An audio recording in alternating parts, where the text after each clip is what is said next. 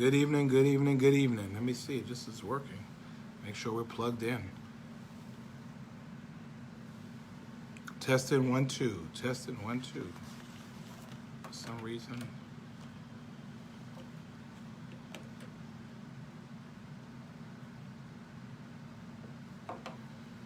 Make sure we're all good and plugged in. Testing 1 2. Testing. Okay. All right. Testing 1 2. Testing 1 2. Tanisha, good evening to you. Hey, Deck. Miss Charlesetta, good to see you. Erica, good evening to you. Hey, Twiggy. Mardell, hello. Otis, good evening. Sean, I'm doing well. Thank you so much. Debbie, good evening. Tanisha, good evening to you. Let's see, get this straight first. There we go.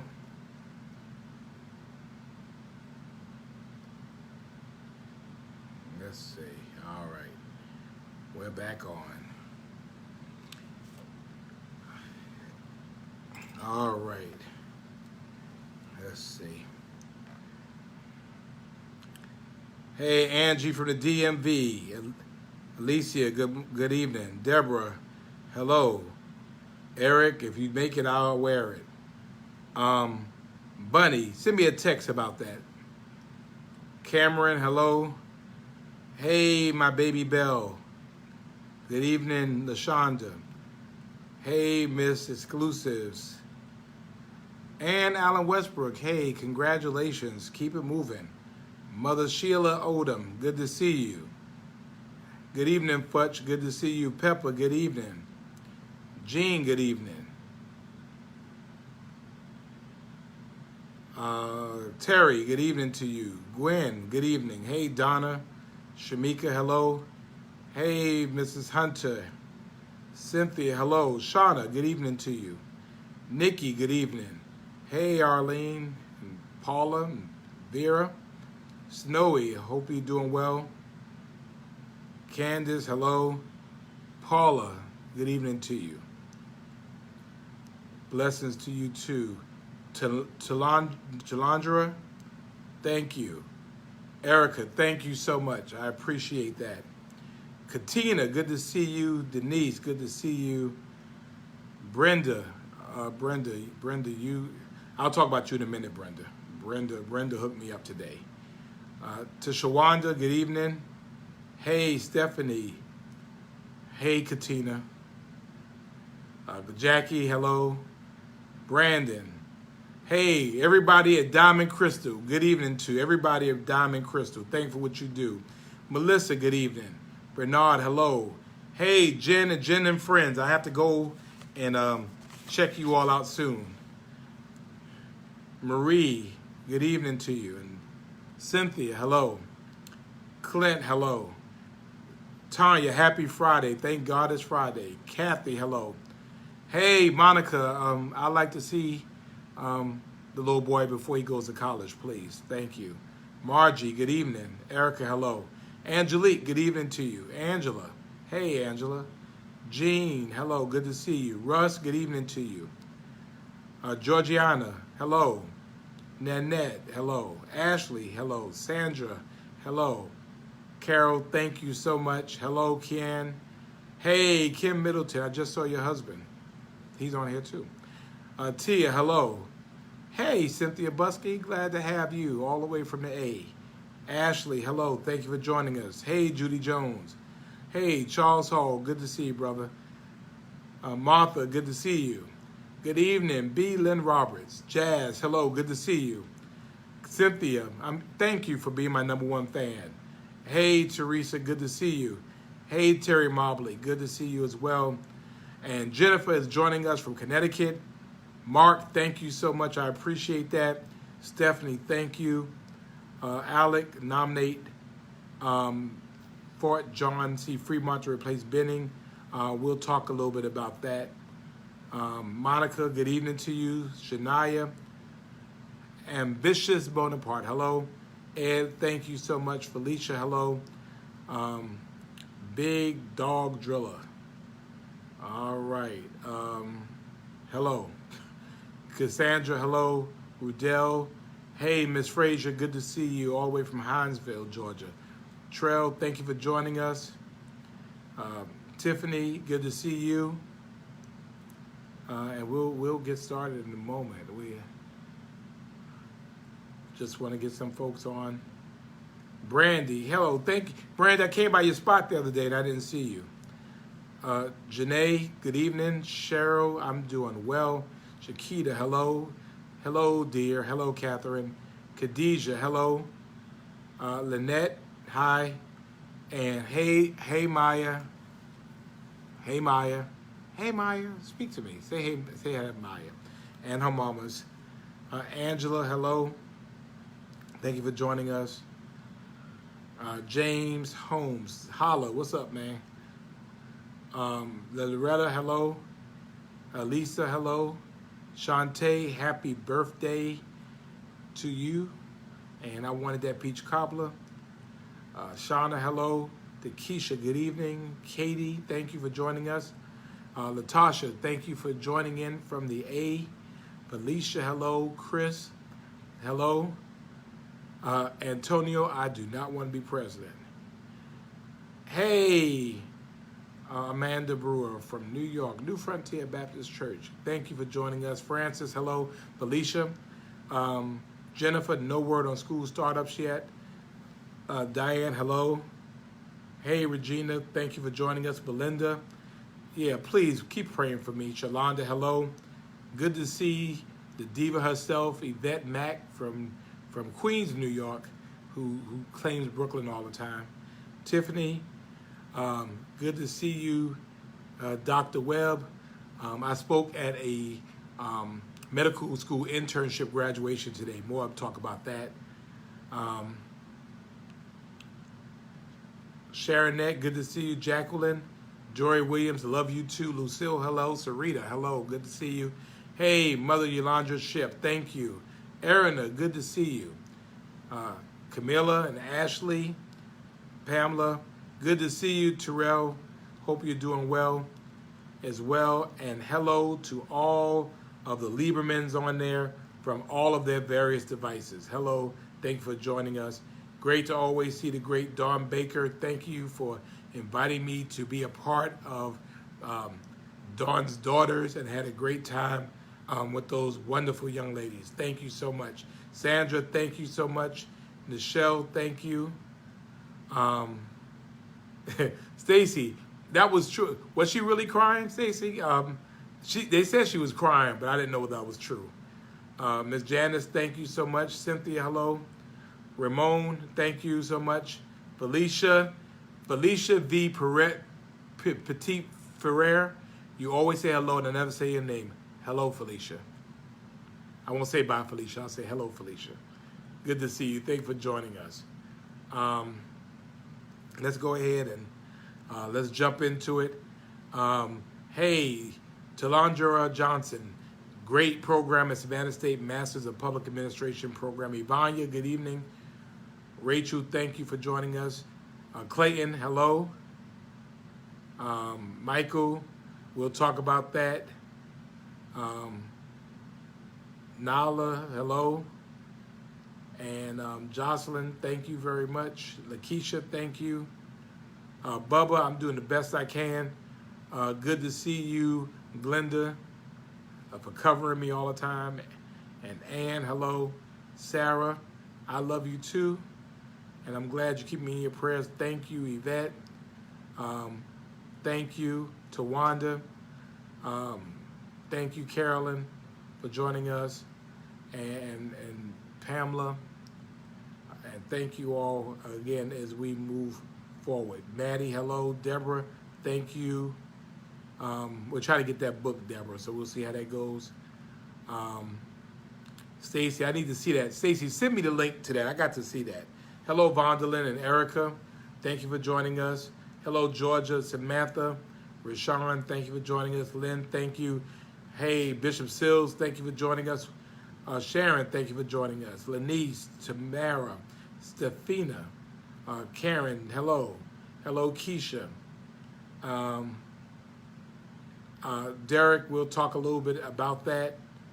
Trey, hello. Sarah, hello. Sharon, thank you for joining us as well. We'll talk about that, Deborah, in a moment. Stacy, hello. Debbie and Pamela. All right, let's get into it. Thank you for joining us. I appreciate it.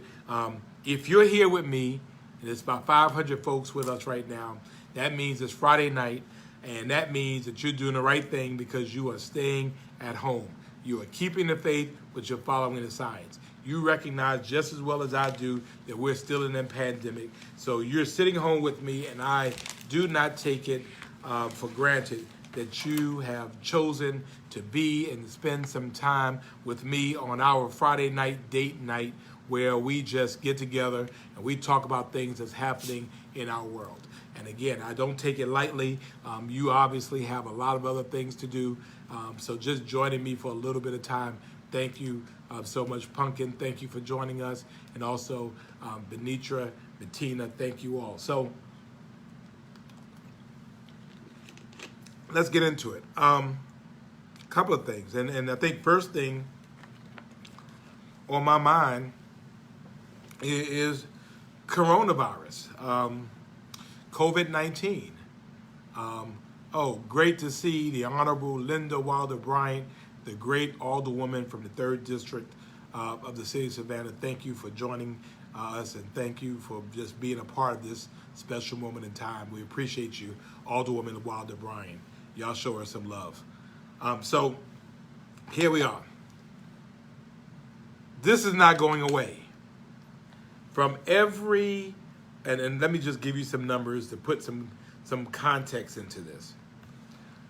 As of right now, we have 55,783 confirmed COVID-19 cases. We have 2,418 deaths due to COVID. We have 9,181 hospitalizations due to COVID.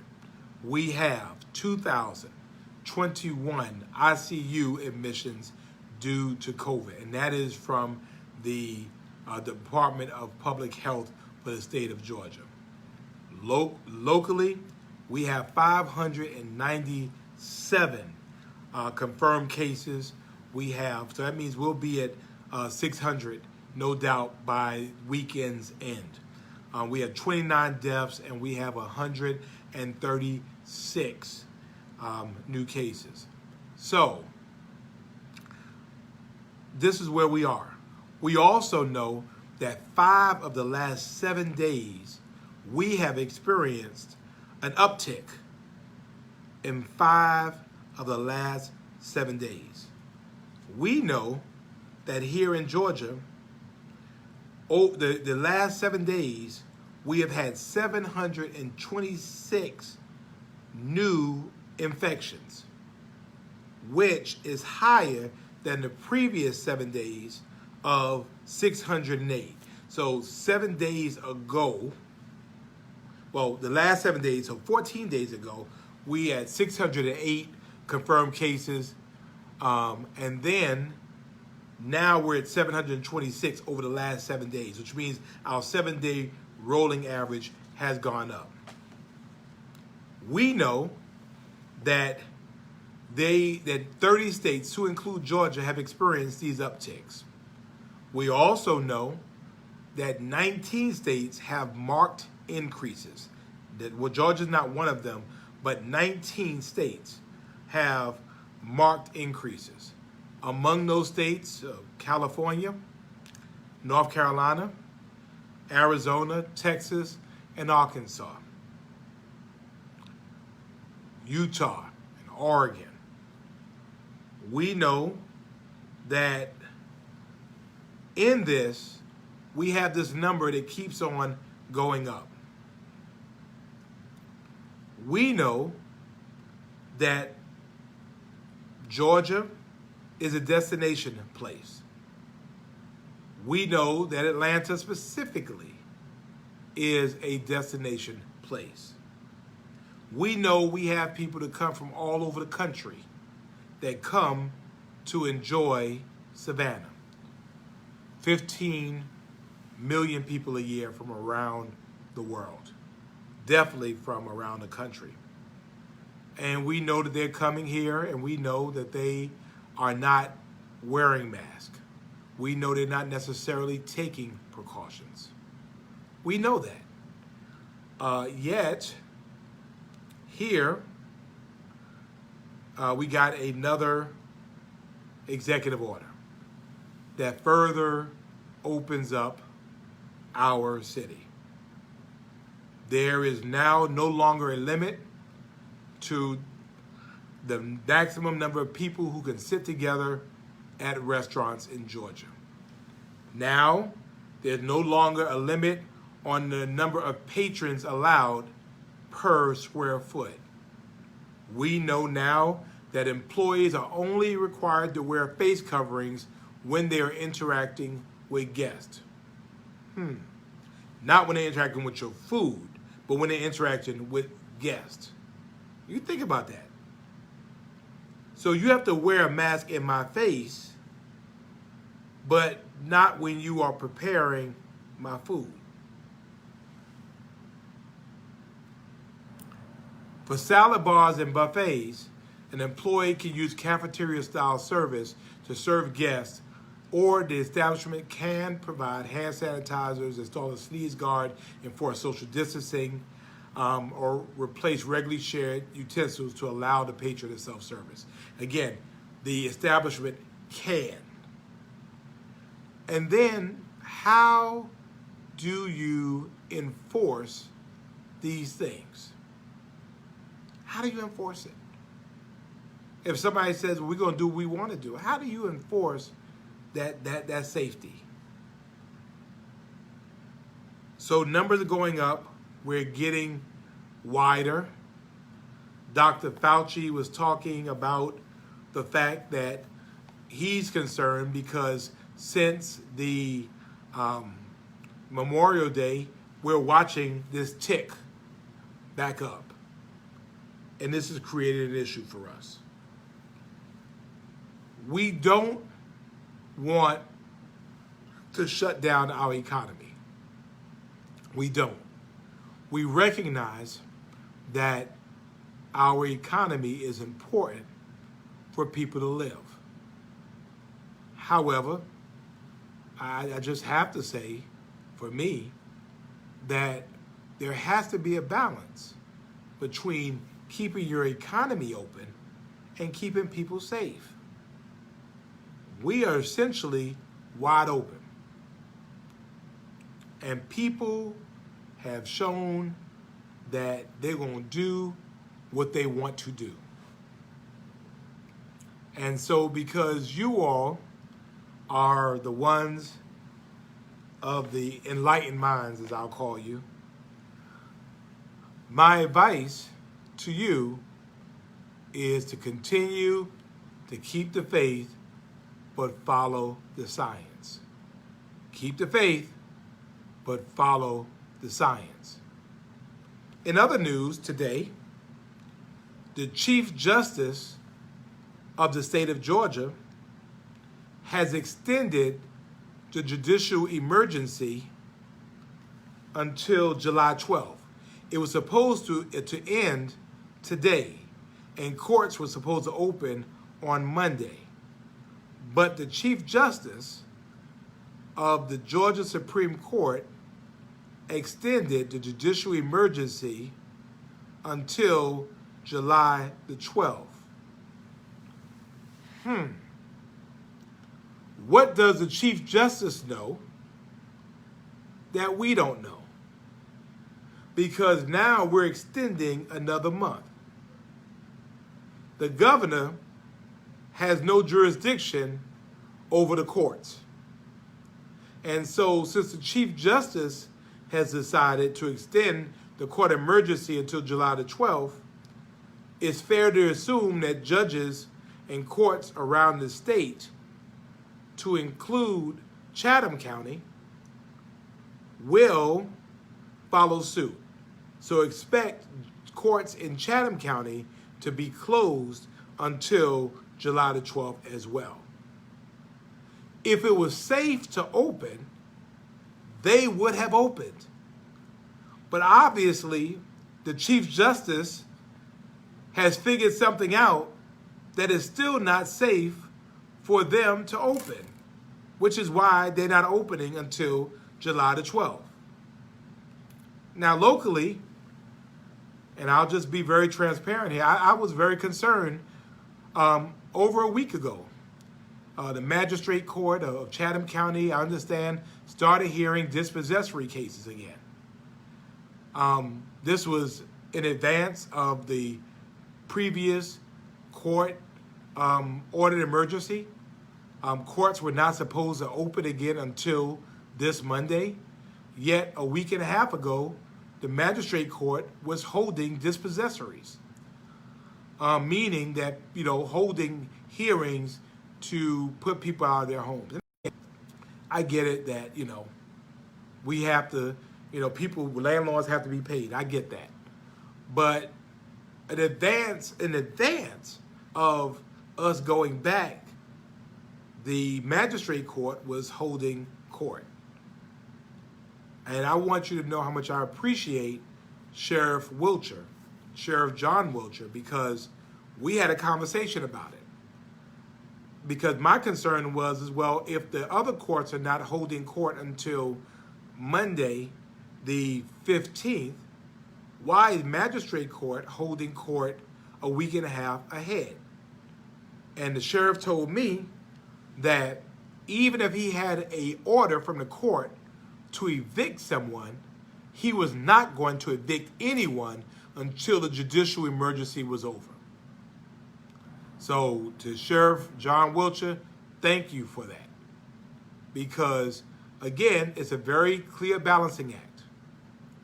Very clear. People need a place to live. Landlords need to be able to pay their mortgages.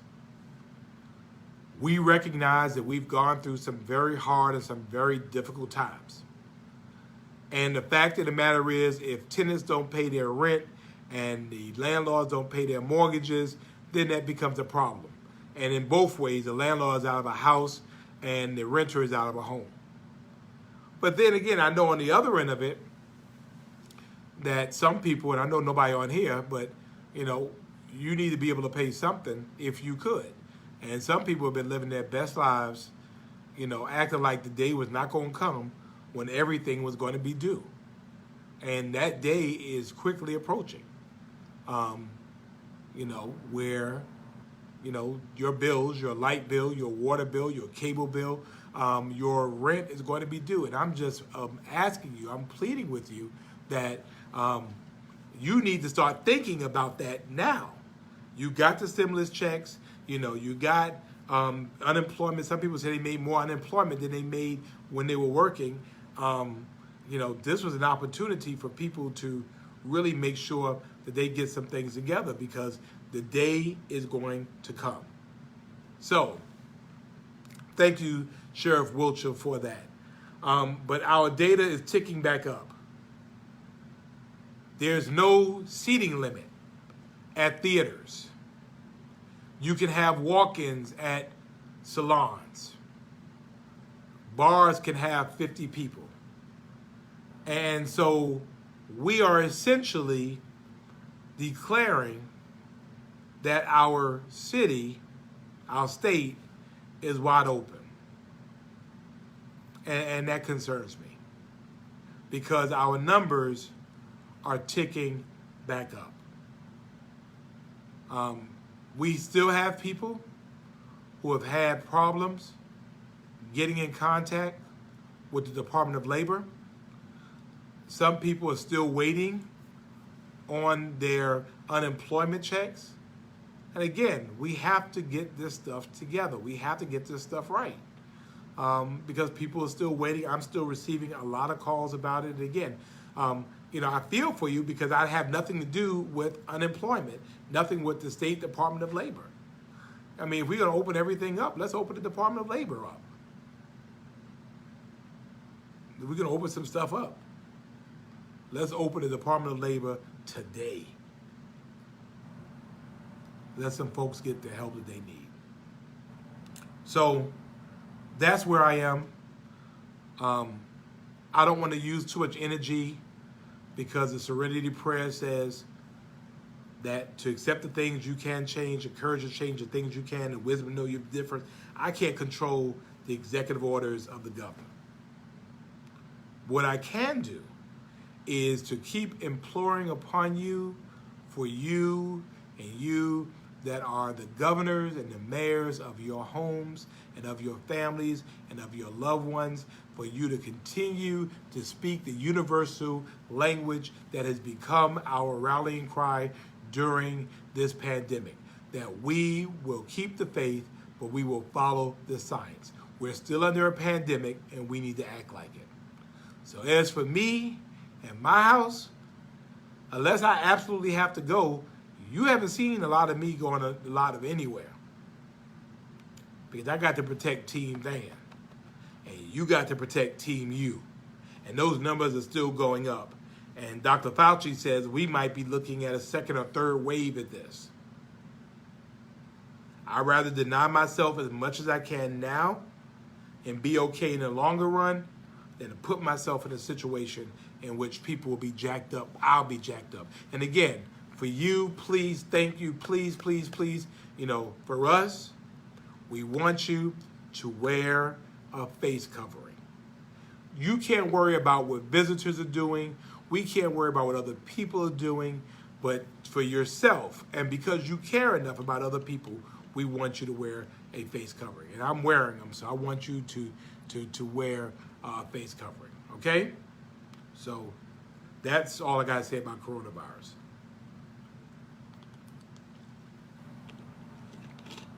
Second thing that's on my mind was that we had an election on Tuesday.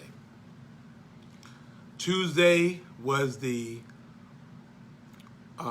presidential preference primary, the general primary, and nonpartisan election. It happened in June because it was pushed back from May, which was pushed back from, March, whenever it was supposed to happen. And we didn't have it because of COVID. And I'm glad to see the great Mayor Vince Williams, my brother and friend. Mayor Vince Williams is the great mayor of that great city of Union City, in the Atlanta metro area. Mr. Mayor, thank you so much for joining us. Y'all show some love for Mayor Vince Williams, great brother. He's actually be a president of the National League of Cities, and also the president soon of the Georgia Municipal Association. We've had the pleasure of serving on the on a couple of boards together, and so he's a great guy, a great leader. We appreciate him. He preaches real well too. But anyway, let's go back to Tuesday. So Tuesday, and this is sensitive to me because I'm elected. I've been elected. It's my 5th time. And I need to have the assurance that when people go to the polls, and if they're going to vote for Van Johnson, that they're going to vote for Van Johnson. That I get every single vote for everyone who wished to vote, everyone who appears to vote, and everyone who submits an application or absentee ballot. About 6:30-ish, I started getting phone calls. And the phone calls persisted throughout the day. There was something wrong. And again, I don't want to use this space to throw anybody under the bus because there's been enough throwing of buses already. Glad to see the Mayor Pro Tem of Noonan, Georgia. See, I got friends all over the place. So the Mayor Pro Tem of Noonan, Georgia, the Honorable Cynthia Jenkins is on. So y'all show the Honorable Cynthia Jenkins some love. So we're glad to see her. joining us all the way from Noonan, Georgia. Glad to have you here in Savannah. But anyway, so see, y'all get the love. Thank you. I love that. But all I know was that people were at the polls and they couldn't vote. Some of the polls couldn't open early. There was some issues and all of that kind of stuff. And people were contacting me. And let's be very clear: the city of Savannah has no jurisdiction over the electoral process. Let's be very clear about that. Okay? We just don't. I mean, people will call in my office. I mean, I'm the mayor, but I'm not over everything. And so we have nothing. That is a county function. And so, we referred to phone calls. I called and I spoke to the chair of the Board of Elections, and I explained to him what my concerns were. The secretary, and then during my press conference on Tuesday, the Secretary of State wouldn't blame the counties. He just threw them under the bus, just like it was poor training and poor this and poor that. I mean, again, poll workers come to do a job. They come and do their work. So that was an interesting thing. And I guess my point is this. I don't care whose fault it is.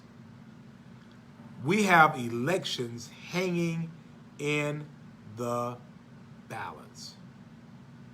That's right. I meant to say that. Happy birthday to the mother Annie Pearl Jenkins of Noonan, Georgia. I meant to wish her a happy birthday. Happy birthday, mother. But I don't care whose fault it is. So again, I'm not putting myself in a position of casting any blame or hopefully, I don't believe it was intentional. But what I'm saying is, fix it. Fix it. We still have, here we were up all night waiting to know who won, who lost, and who would go on to a runoff. And certainly I congratulate those who were successful. I congratulate those who were not successful. It has been a hellish electoral season, and so just thank you for offering yourself up for public office. So I thank you. Let's give them a big round of applause for just putting their name. It's a lot to go up and put yourself in between, put yourself up for that. So thank you for offering yourselves up for office. So my whole thing is, I really don't care whose fault it is. Fix it. Determine what the cause is. Fix it. We have runoffs in just a couple of weeks. Fix it. We have probably one of the most important elections in our lifetime happening in November. Fix it. We need the opportunity to make sure and have full confidence that when we vote, our vote counts for who we want our vote to go for.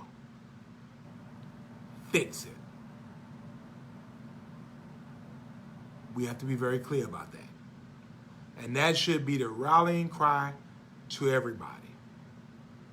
Locally, we have a good Board of Elections. Is that Neat Robinson? Another great elected official from up north. Thank you for joining us. But that should be the rallying cry. We're not interested in the back and forth. Well, it was a state. Oh, no, it was the counties. Oh, it was a state. It was the counties. I don't care whose fault it was. Fix it. And let's find a way to have some run-throughs to make sure this system works. There's too much at stake because there were other counties around us that got it done. They had their things were posted. They had fallen asleep. And I'm up trying to hang up long enough to see, who won for the people I voted for. Fix it, please. fix it. Let's get it just fixed. I mean, that's all I can say. Fix it. Fix it. Because if it's not right, if people don't have confidence that it's right, if people don't have confidence that it's done right, then fix it. Too much rides on this. And we don't want people to lose faith in that process. It's taken too much work from a lot of us to get people to the polls that had never been before. We have to get it fixed. Fix it. I'm done with that. In the words of Forrest Gump, fix it. In other news, the Republican National Convention did not choose Savannah. On to the next topic. I wish Jacksonville the best. We never like to lose, but I sure hope that Jacksonville asks the same questions that we're asking about social distancing, about reimbursements to their cities, about protesters. I'm hoping to answer those same questions. To all my friends in Jacksonville, get ready, get ready, get ready. So again, I'm sorry that we didn't win it, but on to the next topic. As you are familiar with, we have been addressing issues, and I've announced a plan, and now before council, and the council was supportive of my acceptance before I go there, I see Miss Annie Pearl Jenkins from Newnan, Georgia, has joined the call, and it's her birthday, so everybody show her some love. Happy birthday, Mother Annie Pearl Jenkins. Mother, we're glad that you're with us on your birthday. Happy birthday to you. Happy birthday. So, yay to you. Happy birthday. Moving on. And again, we have been actively finding ways to be able to address the issue as it relates to police in Savannah. And I think we have come up with what we think is an aggressive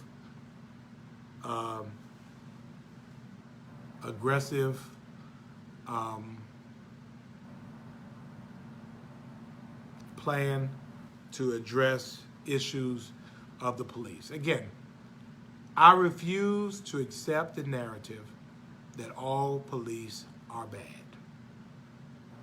And I hope that you don't feed into that stuff. I am not in favor of defunding the police. I'm very clear. I'm an educated man. I know what defund means.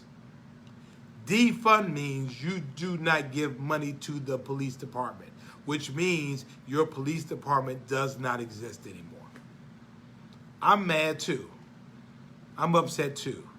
I've been black all my life. I've been treated poorly by police of all colors, white and black. And I still believe, even after serving as a law enforcement officer, we need the police. So I am not in favor of defunding police. And you're not going to tell me that all police are bad. I know some excellent police officers, and we have a whole lot of them that work for the Savannah Police Department. And I'm just saying, for the folks that help protect our lives, that put on a uniform and take the crap that people give them for pay that is not relative to the service that they give, I'm grateful for police officers. Let's show some love for our police officers. Can you join me in that? Because you think about it. I think about Charlotte Ansari, who lost her husband in the line of duty a little over a year ago.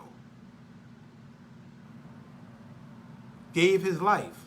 And some of the same people who say we hate the police, get rid of the police, will never ever put on a uniform, fully understanding that they might go out and never come back. We have great officers.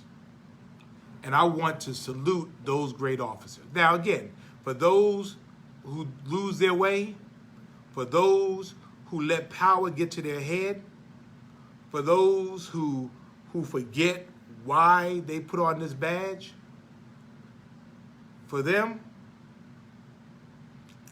they don't need to be police officers.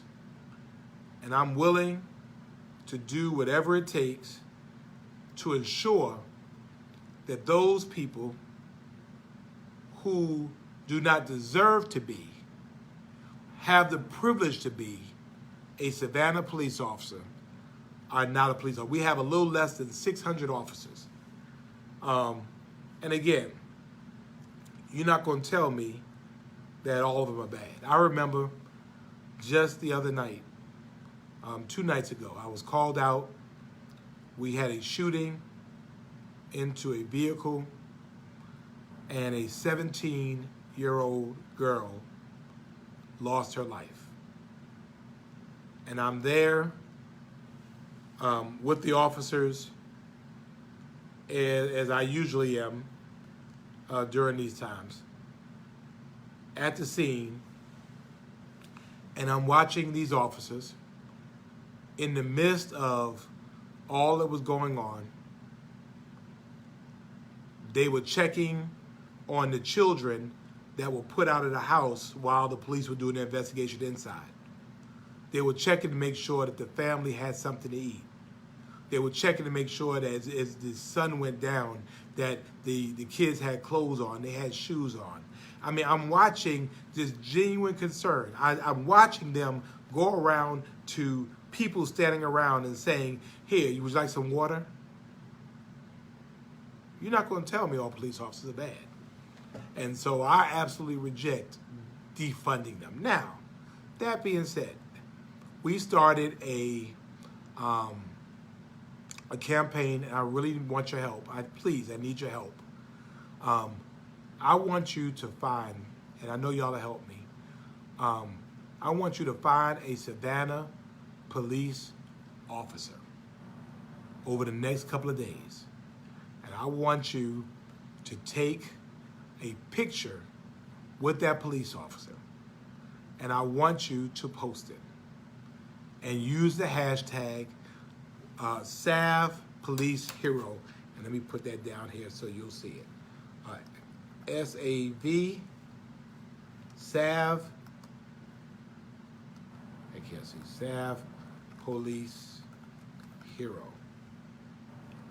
I want you to use that hashtag, and I want you to thank these officers, because I know for them it's been very, very hard to look at people that don't understand that sacrifice, don't understand all that they do, but yet to watch people paint them all with a broad brush. And that's not right.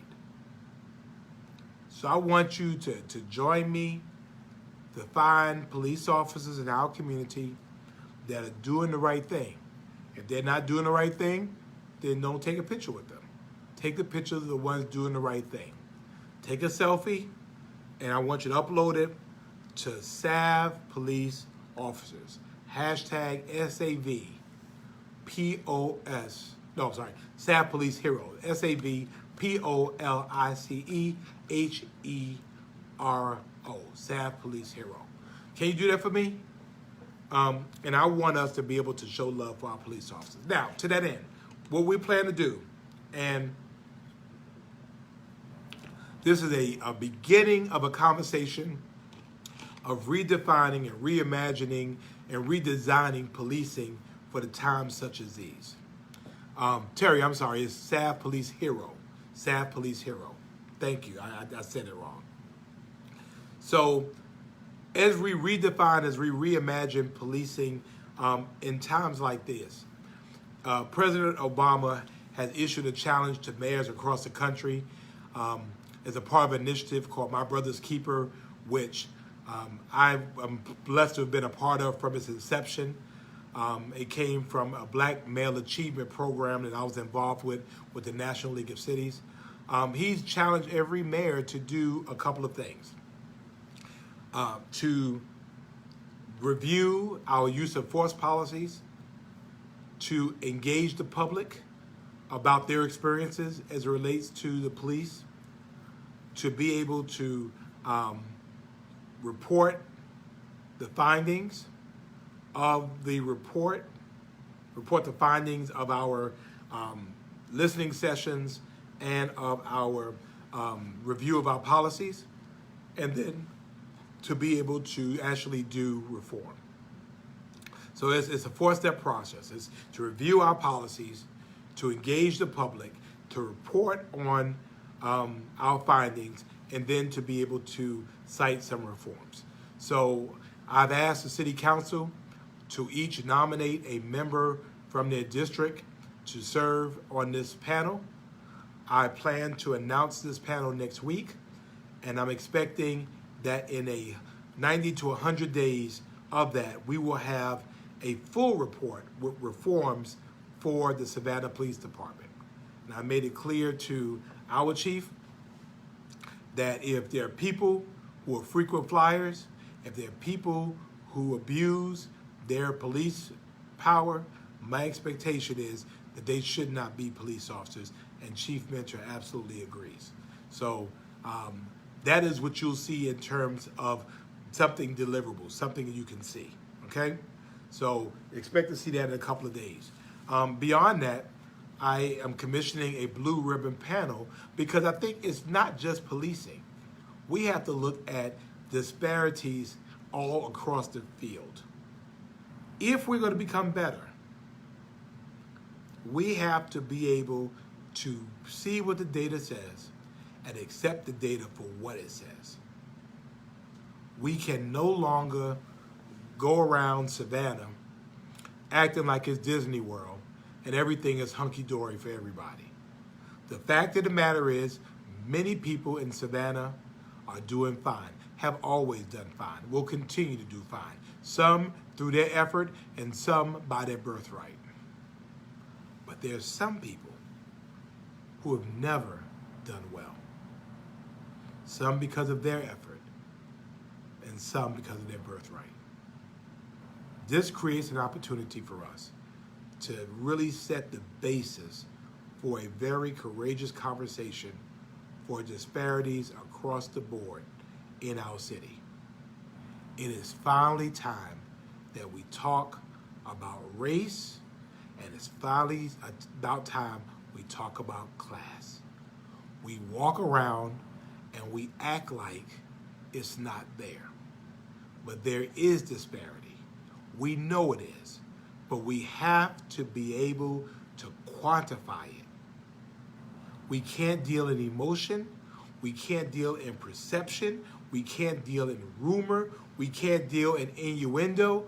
We have got to know what the facts are. So I'm so glad that Dr. Otis Johnson, that many of you all know is one of the smartest men I know, is going to help lead this effort for us to look at disparities in healthcare, in education, in criminal justice, in housing, in education, and for us to be able to see what it says.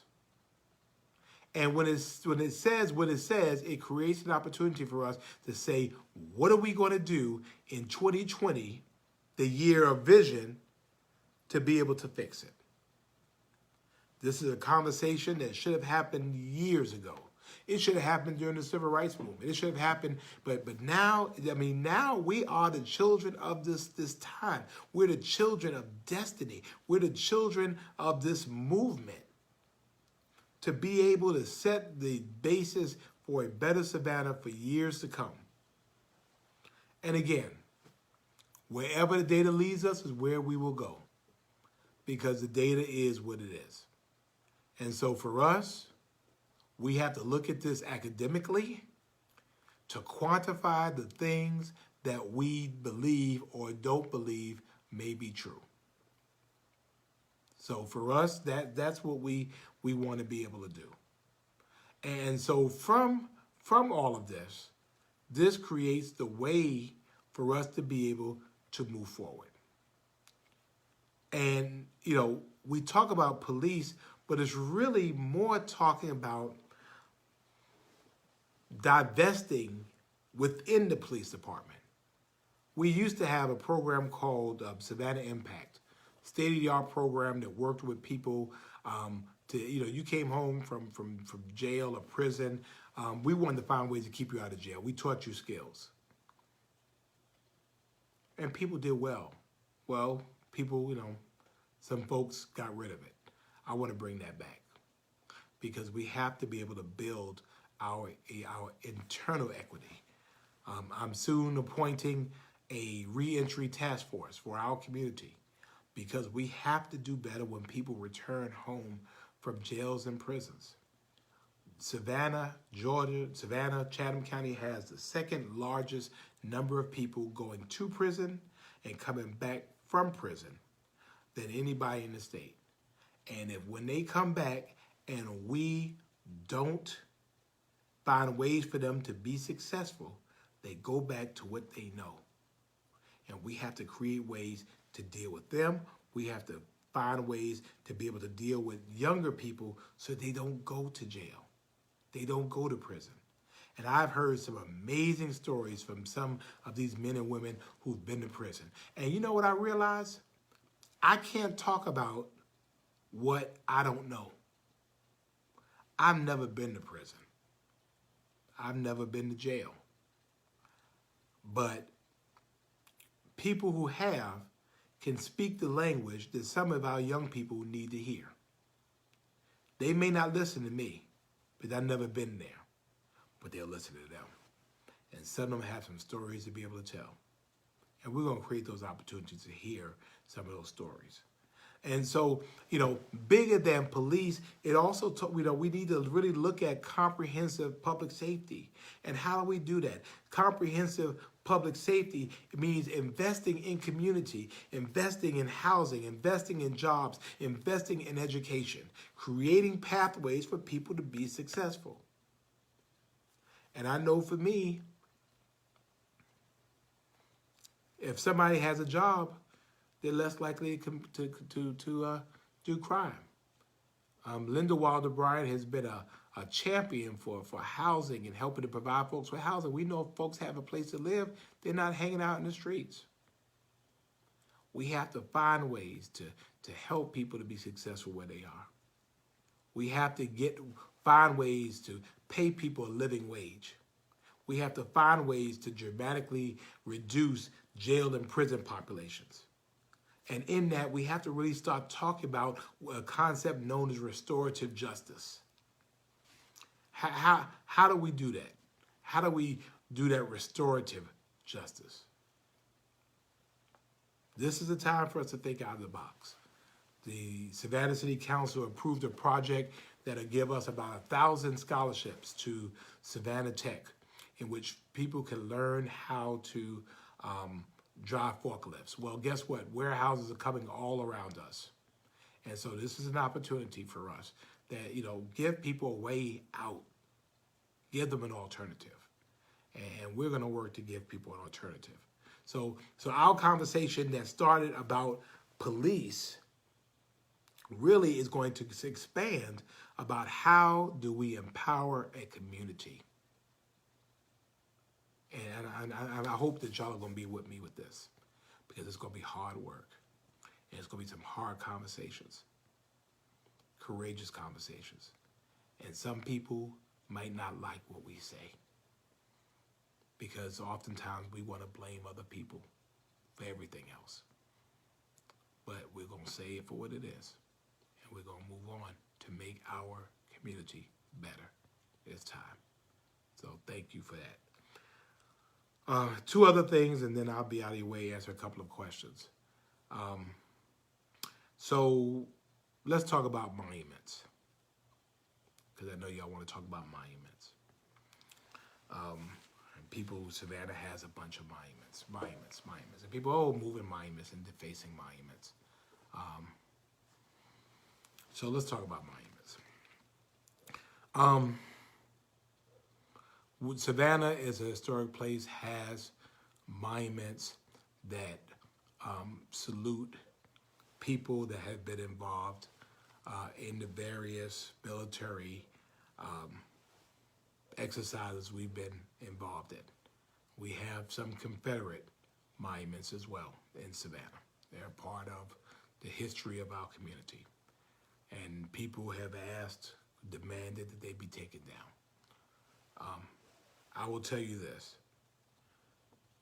In 2001, and some of you might remember this, when we changed the Georgia flag, remember it used to be the stars and bars, and there was a change of the stars and bars to what the Georgia flag is now.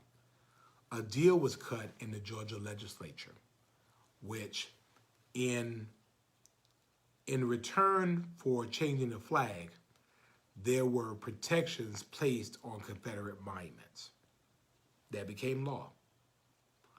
In 2019, that law was strengthened that prohibited city governments from moving Confederate, or really what they say was any historic, the term was historic, any historic monuments. So for those of you who have asked, the city of Savannah cannot remove any historic monuments. Now, today there was an interesting ruling, I think in DeKalb County, in which a judge ruled that they could be moved. And so I want you to know we're watching it. And we'll see where it goes, because the state law says that it can't be moved. I've sworn to uphold the law, so I'm going to uphold the law. Doesn't mean laws cannot be changed. Now, the interesting thing about that is that this creates an opportunity for us. And all I'm saying is, I'm not saying we should move it or not move it. I'm just saying that as a local community, we should have the ability to decide as a community. And again, monuments are monuments. I mean, I want to make sure that the monument is, it doesn't make a difference that a monument is moved and people still don't have equity and don't have, again, there are other monuments that we can build. We could build monuments in policy. We could build monuments in law. We could build it in ordinances. We could build it in equity. We could build it in a variety of things. And so while we're fixated on the stone, we need to be fixated on the structural things that prevent us from being who we are and what we can be.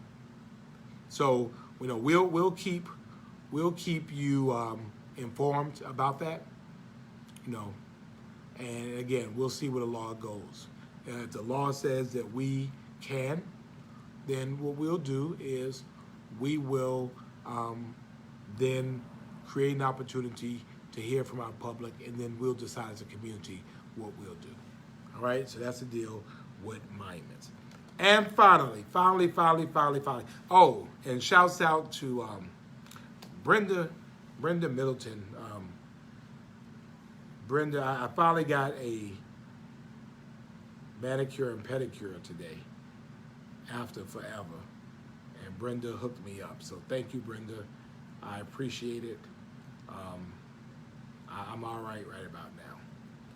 But finally, and I'm going to keep saying it, the 2020 census. My2020census.gov. My2020census.gov.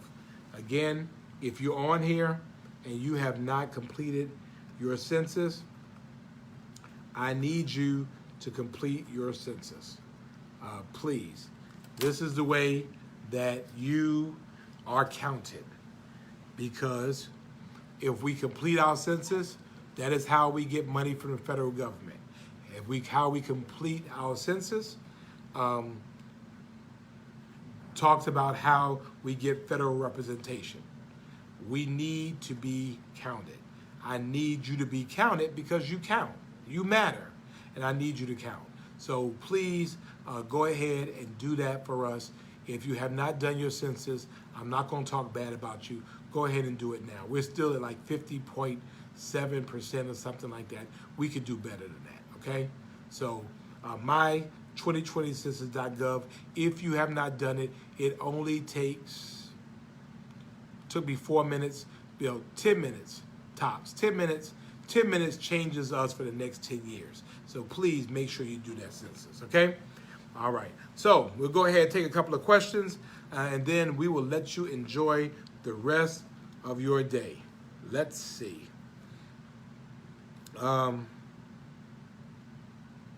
Any questions?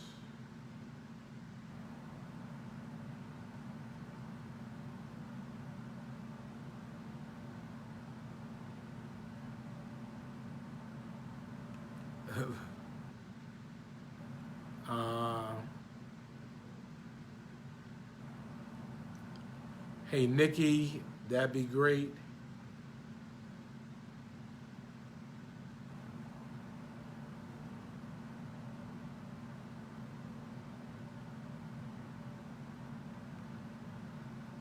Can we have a Black Lives Matter street?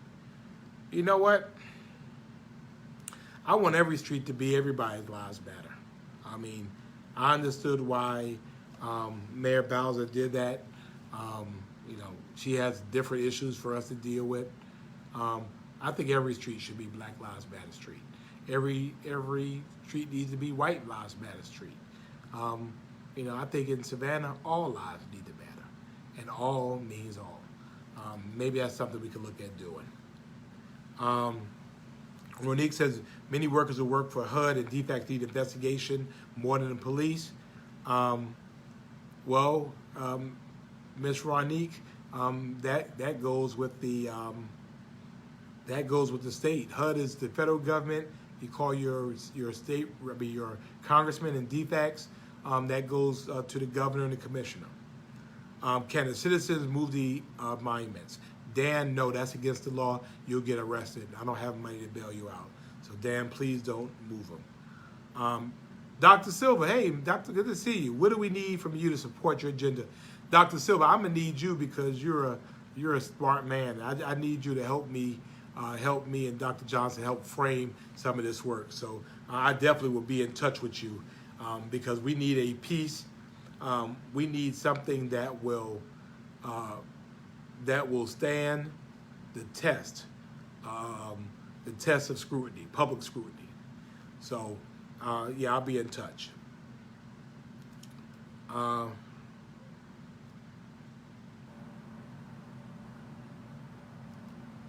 Right. Thank you. Kathy Hill says the legislation actually requires a local government seeking to relocate a monument to place it in a site of similar prominence. So it's the same thing for us. It's the same thing. I mean, you're basically moving it from one square to another.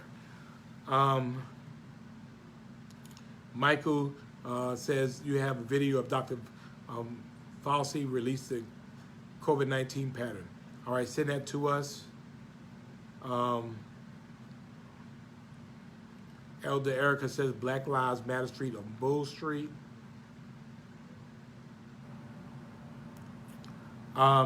Celeste, I understand that we will have a hate crime law that will be pushed up in the state legislature when they convene next week. So I've heard that's coming. Brenda, will we look at no-knock warrants? No-knock warrants are not regulated by the city. They're regulated by, really by the law. A judge has to authorize a no-knock warrant. No-knock warrants are really, in theory, are for the safety of the officer. Obviously, if you are someone that is been engaged with extreme violence, then if you come and knock on the door, you're gonna get shot through the door. So the no-knock warrants are something that is on the judicial side, but I'm hoping that will be addressed. move the statues out to turn down the Cotton Gin building. Yeah, I mean, yeah, yeah. Okay. All right. Alderwoman Brian asked about what a bar card is, and people are talking about this. And again, it's something that started, it went away. I wanted to come back. When you drive a car, you have a license that indicates that you can drive the car. When you carry a weapon, you have a card that says that you can carry a weapon concealed. A bar card is that if you are serving alcohol, that it is proof that you're authorized to serve alcohol. The issue with it was, and with that card comes a responsibility for training. What type of training are you talking about? Well, we're talking about training that says a couple of things. A, you're able to know when someone has had too much to drink. It's training to be able to recognize the signs of date rape or those types of things, because bartenders see a lot. It's training to be able to recognize the signs of sex trafficking. There are clear signs about that. We need to make sure that we have these eyes on the street. And so, in theory, the bar card is that type of certification. Because what has been happening is that I serve the underage people. Okay, well, when I serve to them, and then I get fired because I serve to underage. I just end up at the bar next door. No, it should be a privilege to be able to serve. Now, admittedly, Alderwoman Bryan, the last time it was done, the people made it so convoluted that it became quite difficult to enforce. They added background checks. They added you have to do it every 2 years and all this other kind of stuff. No, what I'm saying is we make it simple. You have to get the training once every 5 years, and no background. You don't need no background check to serve alcohol. But you do have a card that certifies that you have gone through this training every 5 years. And if you have somebody who has reneged on that responsibility, then they don't have the privilege of serving in our city. It's an extra means of protection. So I know people say they don't like it because it's another thing of regulation. I think it's more important to keep people safe. So, so the great reporter, anchor Dawn Baker said, where are we with the possibility of an ordinance to require people to wear a mask? That is on my mind, and I am praying on that right now. I really am. I am thinking about mandatory masks. Yeah. So I'm really thinking about that. Shauna wants to know, how do I feel about Savannah not being chosen for the RNC convention? Shauna, I am absolutely and totally devastated. I'm just really upset about it. I hate losing, and I'm just so sorry that we lost. Best wishes to Jacksonville. May they have a wonderful convention.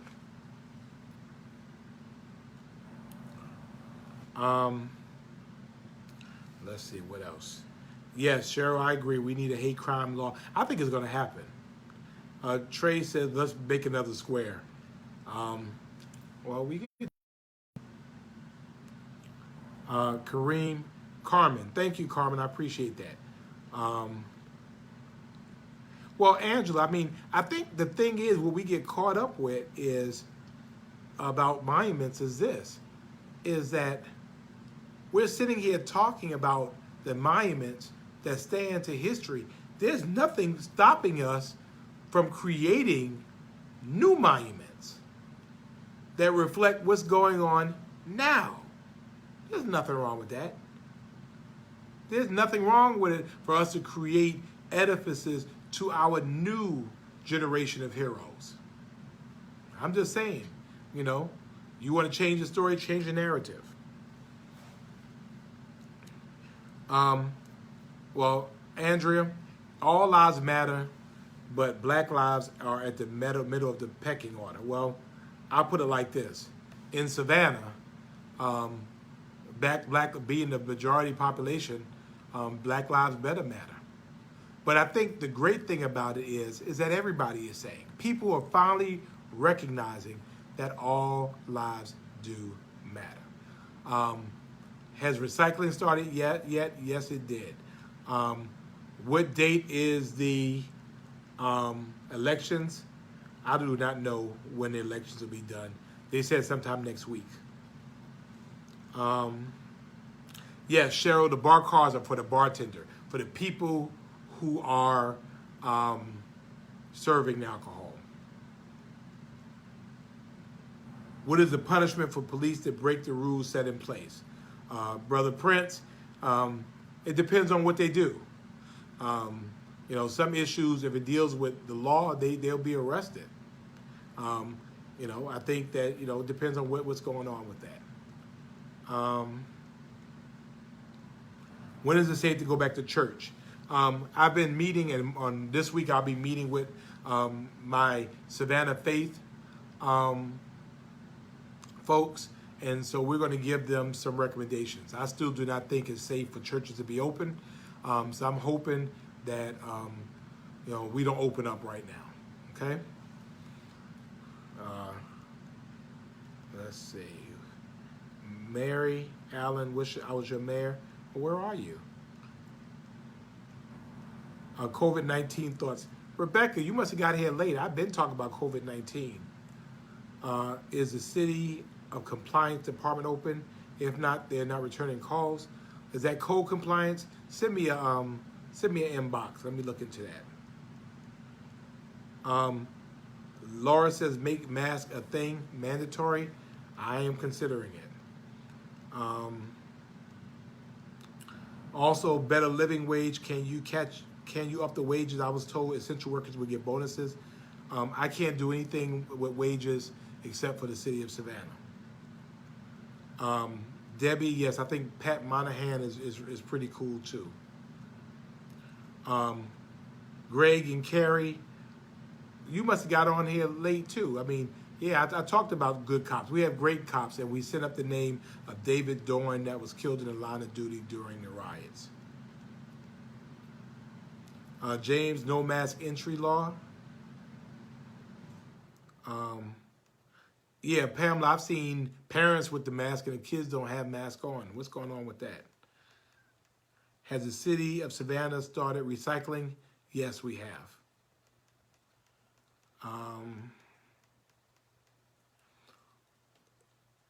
Why am I devastated about the RNC selection?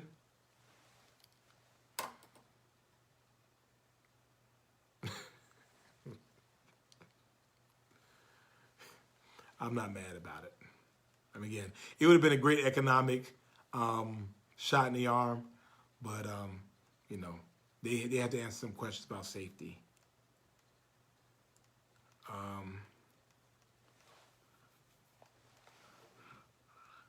Will the outdoor seating program continue with the governor's new occupancy guidelines? Yes, I plan to continue that for a while. Kate, why are you just getting here, Kate? Come on, Kate. I mean, you know what we do at 8:30 every Friday night. You should have been here. That's right. We love Jacksonville. Everybody show some love to Jacksonville.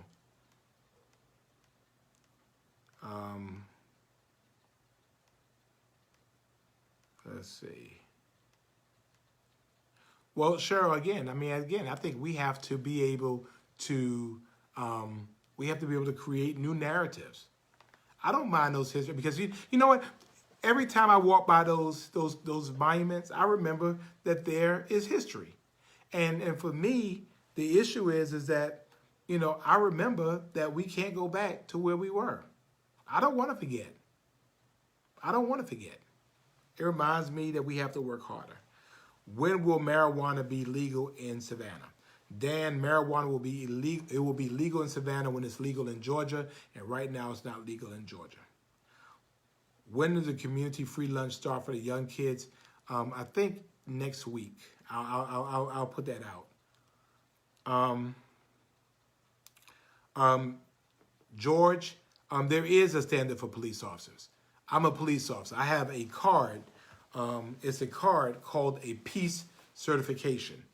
It's a police officer certification that all police officers have. Matter of fact, I got mine. See, it's a card. I don't know if you can see it, but it's a card that it's a state certification. So yeah, in Georgia, if you're not certified, you can't serve as a police officer. So there is a standard already for police officers. Most people don't know that, but it's true. And you have to have at least 20 hours of training every year. Let me see.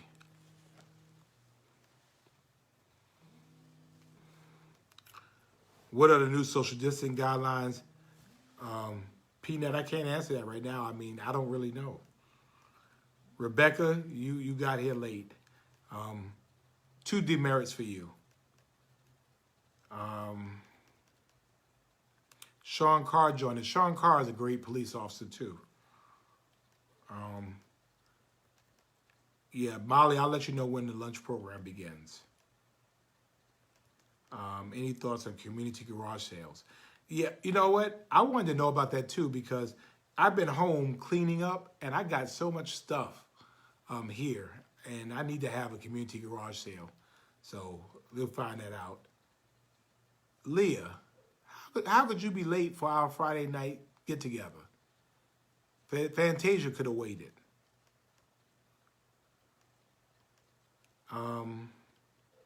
Celeste, thank you for making it mandatory to wear a mask. Hey, Ray, good to see you. What about schools? I don't know about schools right now. Hey, Tanya, good to see you. Ada, what's your question? What was your question, Ada? Ask your question again. Deborah, good to see you from Hinesville. Tiffany, go ahead and ask your question. Hey, Robo Thompson, thank you for joining us.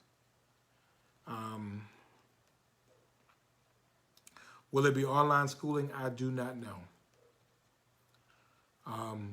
Yes, all police, we must annually, in order to maintain our arrest powers, we have to maintain our state requirements.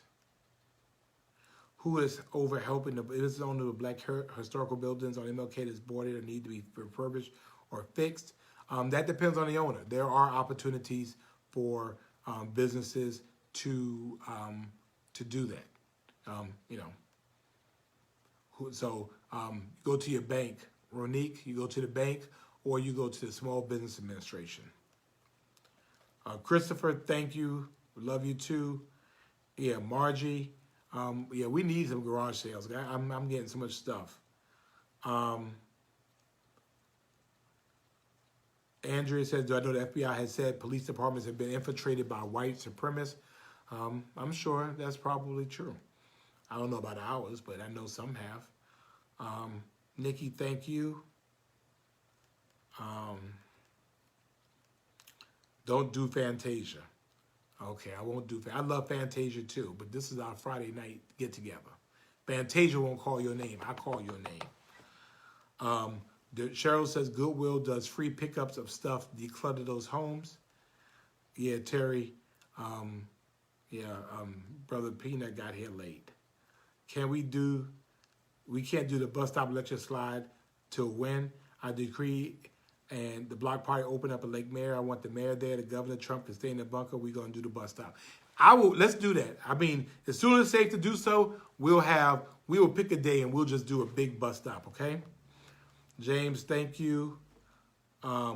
Cindy says she's having a community yard sale from 8 to 1 o'clock. Cindy, you know it's not safe. Really? Savannah police hero Patrick Skinner. Yes, he is. What about church? No time soon. Good to see. Rockin' Robin from Kansas City, Missouri. Tanya, is Savannah offering money to new movers if they are coming here to work in the tech field. I believe the Savannah Economic and Development Authority is doing that. We're not doing that, but the CETA, I believe, is. Mildred, thank you for supporting us. Who does our checks and balances for the company that our trauma center, meaning do they have a report card? I do not know. I'm sure they have a variety of regulatory things that they have to do. JACO is one, which is the Joint Commission of Hospitals and something else. So you can check into that. Catherine wants me to sing, not today. Sherelle says, Dr. Levette says there will be online schooling for some students.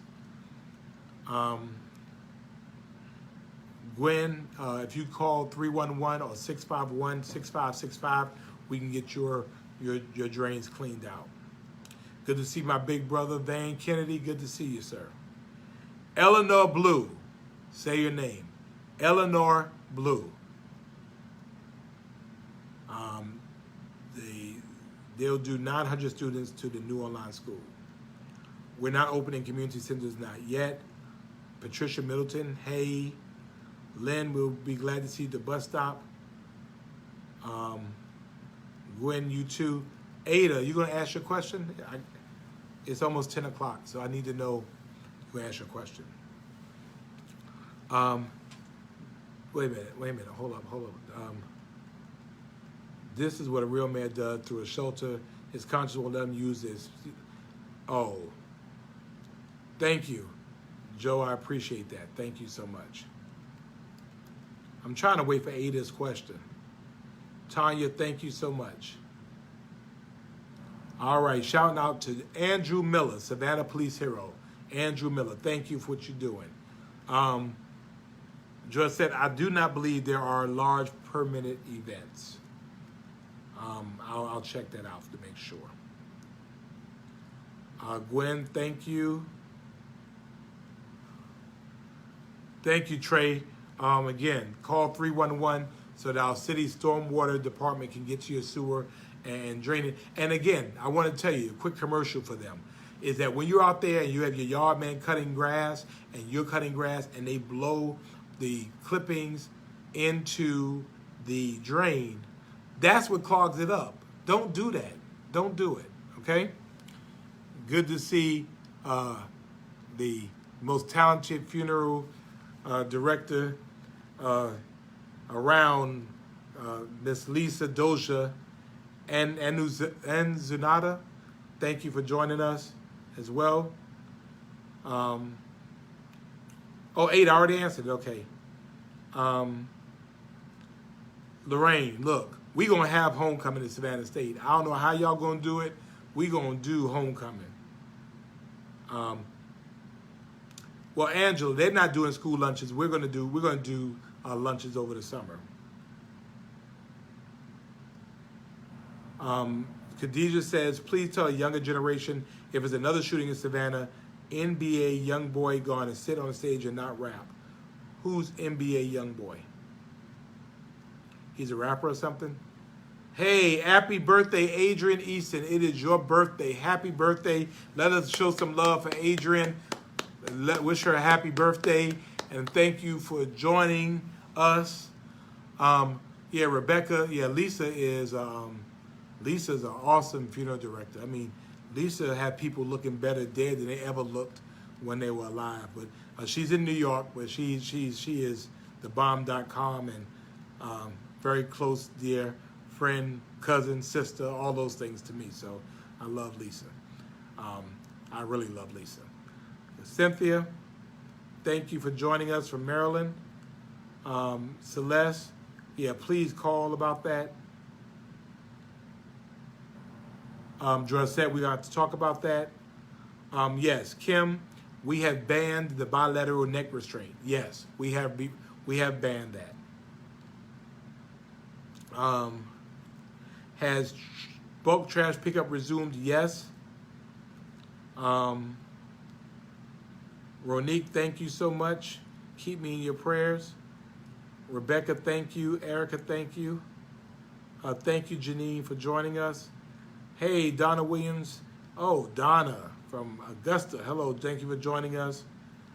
Sabrina, thank you for joining us. Um, and Sharon, keep me in your prayers. Again, we all say happy birthday to Adrian Eason. She's turning 20 years old. Happy birthday. Lynn says that Liberty City is flooded today. We'll check into that. Adrian, again, thank you. Chantel, thank you. Savannah, homecoming will practice social distancing. Tickets must be purchased in advance. Y'all say what y'all want to say.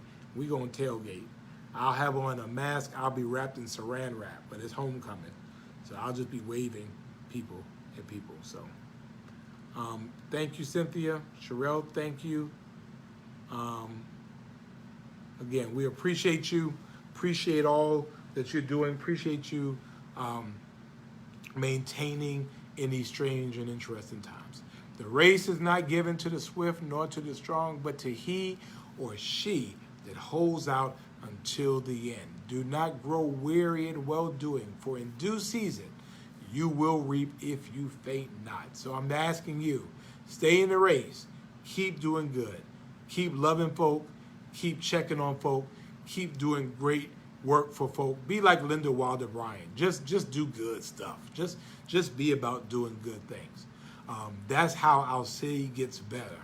Let us hold people up. Let's love people and not talk about them on Facebook. Yeah, that's violence too. We're better. We have to do better. If Black Lives Matter, all lives matter, and so I need to care enough about your life to be able to treat you with love and respect.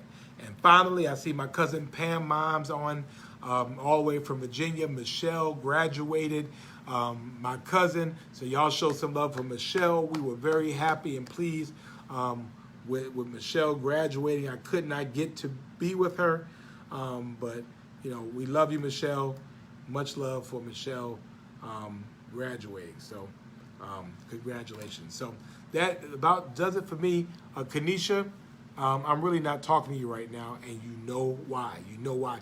Hey, Laurie Jones Lewis, I did not see you on here. So we salute the great Laurie Jones Lewis all the way south of Atlanta, but northwest of here. So God bless you all so much. Appreciate you. And again, have a safe weekend. Wear your face coverings wherever you go. Wear your face coverings, regardless of what executive orders say. You do the right thing. You take care of you. You care enough about people if to wear a mask, even if they don't care about you. All right? So, thank you so much. God bless. We are out. Thank you, all the women, Linda Wilder Bryan, for joining me today. She's always fun to be around. So, again, we appreciate it. And peace. Have a good one. Thanks.